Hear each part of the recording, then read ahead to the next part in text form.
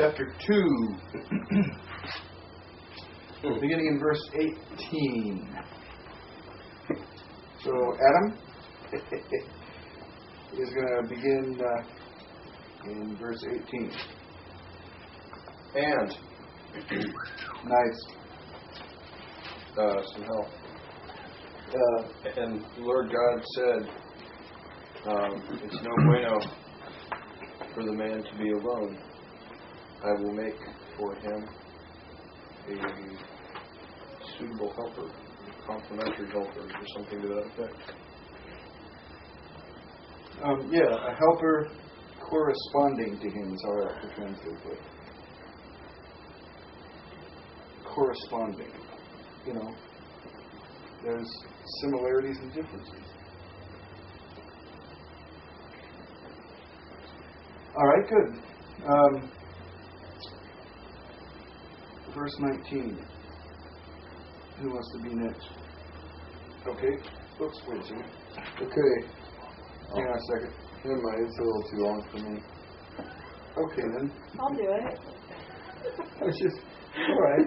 No, you can do it. No, go ahead. I can sense the confidence in your voice. Go on. Go on, my love. You sound like you're going to look out. I still like you. I'm just going to, the 19 kind of long. It's kind of short to me, right? It's not that bad. It's not too bad. Is it just that, right there, right? It's like 5 words. You might be on another. Try chapter 2. Oh. I was wondering how you got man out of that word. Chapter you on? Chapter 1's pretty short, 19. And there was evening and there was morning. I would have. Fourth day. I would have taken it. Okay, I'm ready, I think. Okay. And the Lord God made from the earth all those from the fields and the living. That's Hayat. All living creatures from the field and all birds from the air and from birds of the air.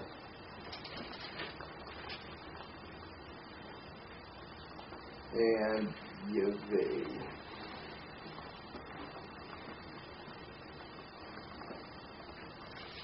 Is it and? Feel, I think, isn't it? Yes, according to the vowel points, I think it was wrong. And brought to the man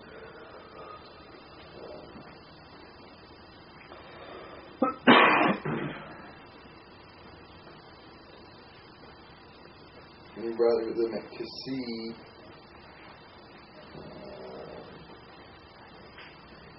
Ma is what what he would call them, and all which he called them, which the man called them, the living things that had life, had the names now. That's a paraphrase. That's a massage. Yeah, you kind of went right from the New American Standard right on through NIV to something else. That's right, CIV. CEV. Cyrus English version. Max Cato likes the CEV. It's interesting here that the word nephesh is used. Yeah, that makes it a little bit Neck. Mm-hmm.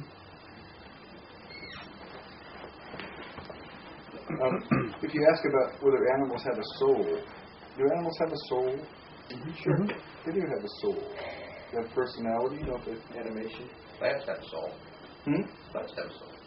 Plants have a soul? That's what J.P. Morgan says. J.P. Morgan says it? Or he says they don't. No, it says they do. I thought he said they didn't. Oh, really? I said they did. Yes. I don't know. One of you guys is right. Okay, next we're going to have a license to pick stuff, and I'm not going to like that. Yeah, I got a tag for corn this year. That's awesome. We'll put in a draw for a tomato. I'm going tomato picking in Eastern Oregon. So it's a lifetime tag. Yeah. Anyway, You get some Romas. So, but I think that's an interesting word there to use, nephesh.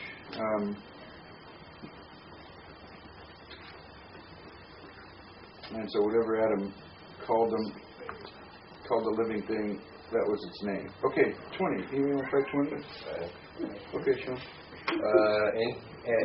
And the man called names to all the animals, cattle, and and the flying birds. So I guess all the things on the earth and all the things in the air, in the skies, and all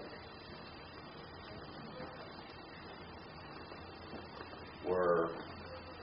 All the living things. Oh, that's right. I see. Of the field, and who the man did not find. I should know if I don't. Oh, a helper, a suitable for him. Yeah, this time it's come up. I mean, this is the second time that's come up. I haven't found a helper corresponding to him. So he names all the animals, but that's kind of an object lesson from God, isn't it? He goes, he looks at all the animals, and he sees Mama Bear and Papa Bear, over and over and over with all the animals, and yet he's just by himself. And just a reminder, animals are not for us. He went through all of them. Isn't that one was suitable? So Fascinating observation. All right, 21. Oh, yes, I'll do it. Okay. And the Lord God caused to fall a deep sleep upon the man. Caused a deep sleep to fall upon the man. And he slept. Okay.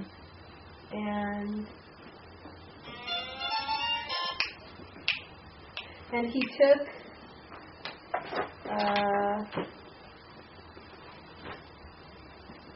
what is that?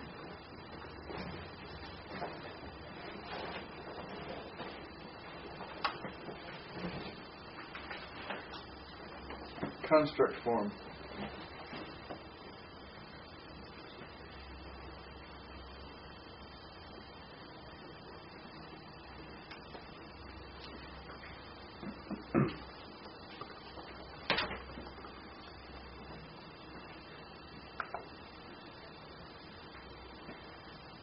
I'm not getting it. From Echad. 1. Okay.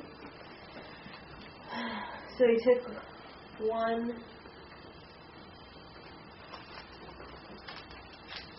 of his ribs Mm-hmm. and he closed the flesh there at that place. Yeah, one of the ways to translate that is under it. Probably not under. Close the flesh in place of it, I think you'd say. All right, very good. Let's just take a break for a moment. And, on verse 22. I don't know, Adam, you want to give it a shot? Yes. And the Lord God that built. Yeah, interesting use of terminology, huh? She was built. It was built. Kids all of a sudden hating having Hebrew with men.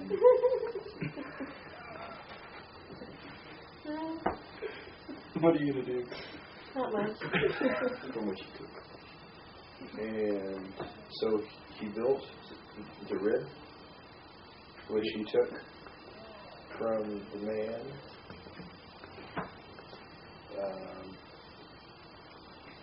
essentially into a woman. Is that right? Yeah. And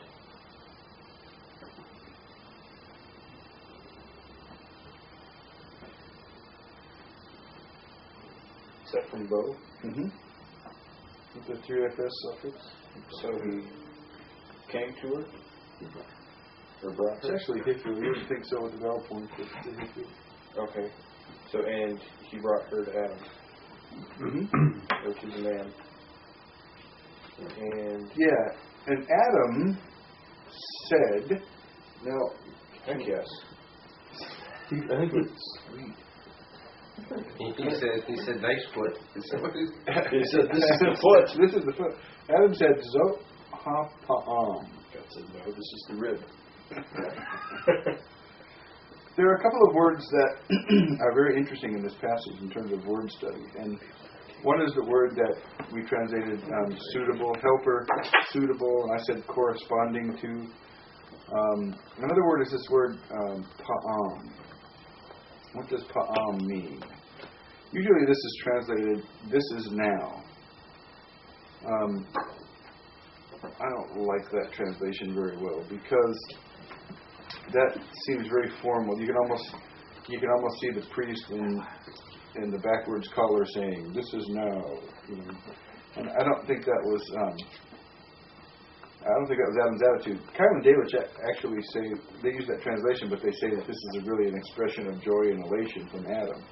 But remember, he's gone through and named all the animals, and there was not a helper found suitable for him, and that comes up twice in the context. And now God makes Eve and brings her to Adam, and Adam says, Zot ha-pa'am. So what is, we know Zot is this, but what is ha-pa'am? What is pa'am? It could mean footstep. At this time, now? Yeah, it can. I mean, that's not a translation that's not possible now. It can mean an occurrence, but there's an article on it. So,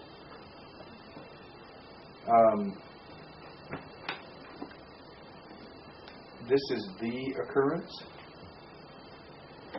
or in light of the context, and in light of the idea of a footstep. I mean, you could almost see the idea here of progress. God brings Adam all the animals, and he names them, but no suitable helper.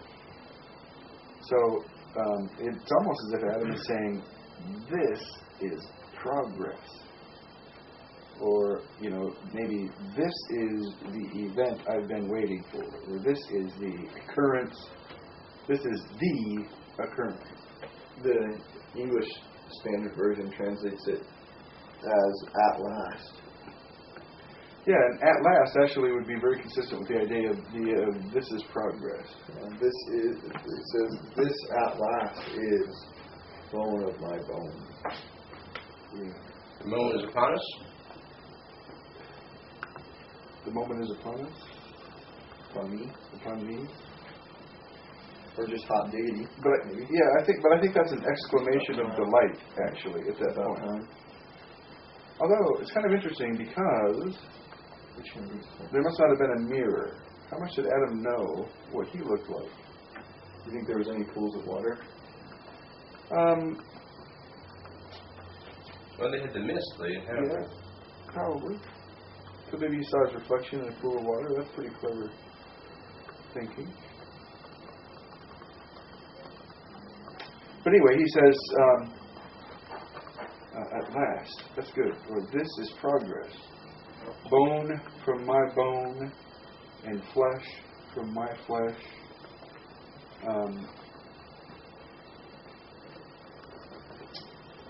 this one he called woman. And so now he's naming the woman. This one he called woman because from man this one was taken. And why is it set off that way? Is it because it's Taken to be poetic. And do you think he meant to be poetic, or it's just written poetically, or is the poetry helping us get the emotion of it? Maybe. I think over the course of the 6 days, Adam developed language in direct poetry. He'd written prose. Well, it's kind of interesting because God's already speaking with Adam. Or if God created Adam with a whole set of language ability. I think he must have.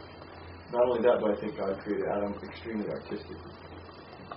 But remember, poetry probably follows experience, and here you have an expression of experience. What's Adam going to look and say, finally, bone of my bone, flesh of my flesh? He probably said arts and vows. I doubt it. But, you might say maybe this is Moses' divinely inspired impression of how Adam might have responded, or did respond. I'm not, is Moses really quoting Adam at this point? Yeah, Could it have been a traditional saying that had just been Very orally much. passed down? Yeah, very much. So, here language maybe follows life a little bit, and, life is poetic. But that's why it's set off like that, because it's thought to be poetic.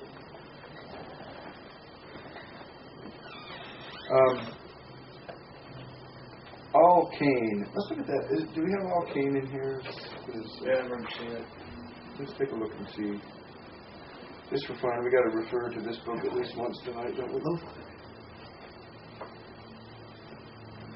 I don't think it had its own chunk, though.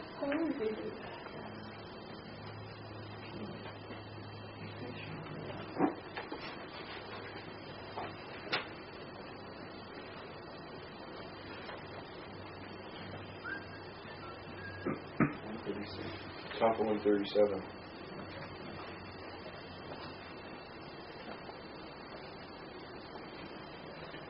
All Cain. There we go. The compound form all Cain often introduces a statement of effect, linking two clauses with a causal link.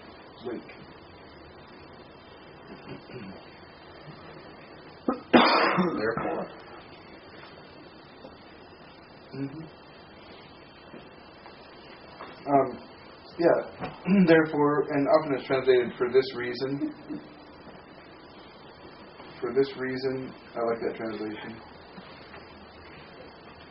For this reason, a man will leave his father and his mother, and will davak, cling to or cleave to his wife. And notice there's a bait with that goes along with that verb. I'm saying in English, the word cleave in English has two meanings and they're opposite.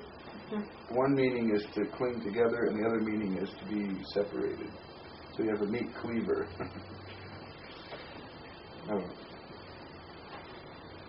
And they will be for one flesh. And the two of them were naked. That's why I thought you might get that vocabulary word today. Yeah, you got wrong.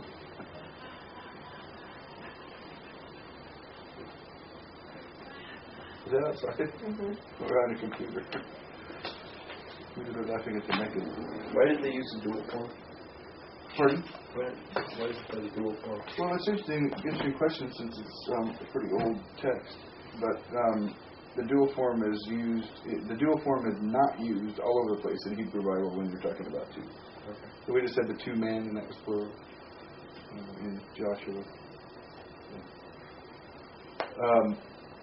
So where are we here? And the two of them were naked, the man and his wife, and they were not ashamed. A polal, believe it or not, from Rush.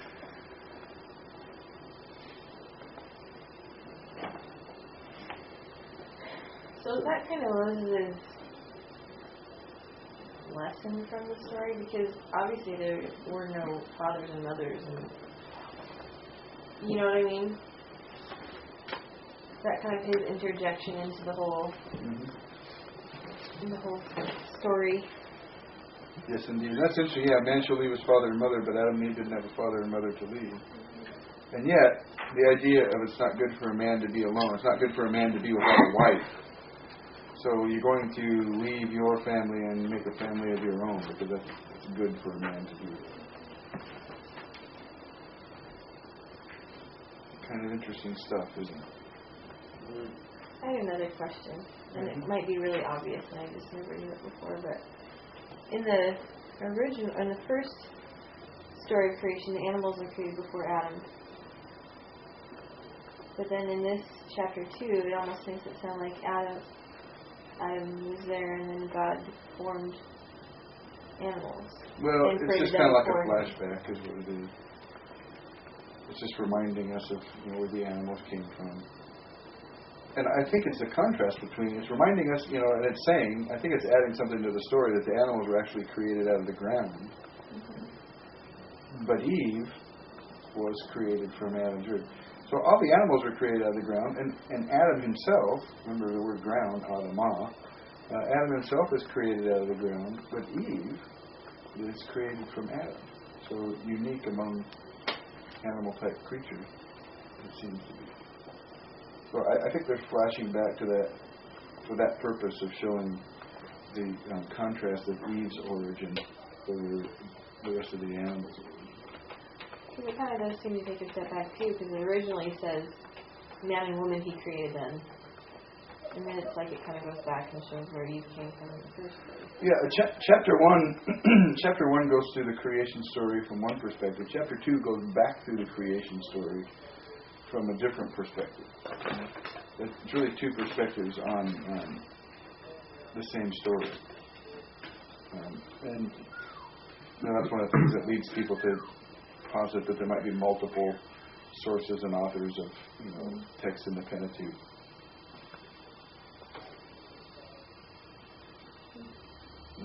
Here in this text we're using Yahweh, and in the first creation account we're using Elohim. Yahweh Elohim here. JEP. JEDP. Yahweh, the Elohist text, the Deuteronomist, and the priestly text. Julius Schoolhouse in 1920. You guys are right up on this, aren't you? Blown out of the water when found the Dead Sea Scrolls 47. EDP subscribes to it. Is that right? Yeah. But that's a pretty cool text, I think. The foundation of marriage. Quoted again where in the New Testament? Matthew. Matthew 19. Yeah. Someplace else too. 1 Corinthians 7. Well, no. Yeah, there's one. Ephesians chapter 5. Ephesians 5. 1 Corinthians. Paul talks about becoming one flesh in 1 Corinthians 7. Well, it's 1 Corinthians 7. Yeah, it talks about it's not good. It alludes to it. It's not good for a man. It's good for a man not to touch a woman, but because of lust, I think, let a man have his own wife. I think it's something like that. No, I was thinking of the becoming one with the prostitute. Maybe that's later on. Maybe that's 10-ish. Oh. Yeah, that's right. Almost 10 now. Wow. Good segue. Well, okay. fun. Great class. Let me just remind you of the final. We're going to keep that tape rolling. We're going to, thank you. We're going to let you have a dictionary DB or holiday, and I guess if you want to use Einspar, that's fine. And Arnold and Choi, and you'll have some vocabulary to do, which you'll do without any help. And then when you're finished with that, you'll move on to the other part of the test, which will have to do with translation and then some syntactical analysis and parsing. And that's it. Can't think of anything else really to put on there. Kind of disappointing. It's so simple, but And it's from what book? everything we've done. Jonah, Genesis, Joshua, Psalm. Israel. Yeah. I'm not even gonna. Yeah, I mean, just make sure you're, boned up and ready to translate some of it. Do a little practice on the translation and stuff like that. But since you get to use helps, then we'll cover more stuff. If we said, well, we're only going to cover Joshua, then we'd say, okay, no dictionary, nothing, just note it up. That's okay. But we made that decision before that you wanted to use the dictionary and cover more material. So maybe you think better of that now. I don't know. I'd rather have the use of the syntax and not dictionary. Really? Yeah. You would, huh? I don't feel like the dictionary is going to be nearly as important as the syntax. After all, if you're not prepared to do the whole vocabulary test, you should have your vocabulary pretty well down. Yeah, to a large extent. If you can't translate it, though, it's hard to do the syntax. Yeah, well. But if I knew what book I was studying, I'd make sure I knew its vocabulary extra special. Well, would you all rather do it that way? Yeah. I'm with that. I'm a no. Yeah. Oh well, here my thought is. Because that's what we've done in the past, isn't it? What? We don't get helps for translating.